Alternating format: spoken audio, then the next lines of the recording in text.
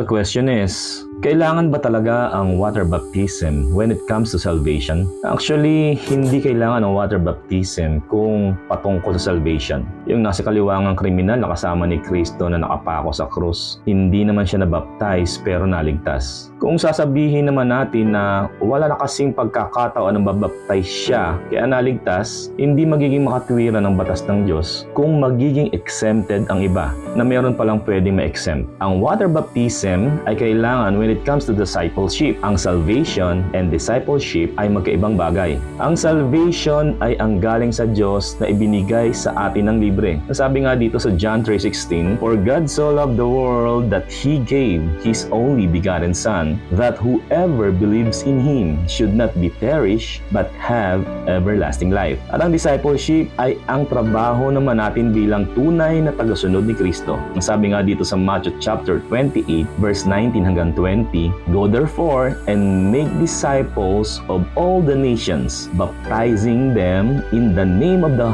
Father and of the Son and of the Holy Spirit, teaching them to observe all things that I have commanded you." Kaya ang pag-aaral ng salita ng Diyos at ang araw-araw mong ipinamumuhay na pagsunod kay Kristo na nagpapadisipulo ka at nagdidisipulo ka ay kaiba sa salvation na tinanggap natin ng libre. Kaya malinaw to na magkaibang bagay. Salvation is free. Salvation is simple but not that easy. Simple kasi require lang tayo ng Lord na maniwala lang tayo. Pero hindi ganun lang ka-easy dahil yung belief natin must be proven na may total change of heart and meron kang bold at malinaw na confession, words of faith when declaring wholeheartedly that Christ is your Lord and Savior. At ito ay individual cross of responsibilities and righteous battles habang nabubuhay tayo sa mundo na to. Ang pagiging disciple ay proof naman natin na tayo'y tunay na tagasunod ni Kristo. Ang pagiging disipulo ay yung pag-deny mo sa sarili mo, na willing ka nang bitbitin yung sarili mong cross bilang patunay na susunod ka na kay Kristo.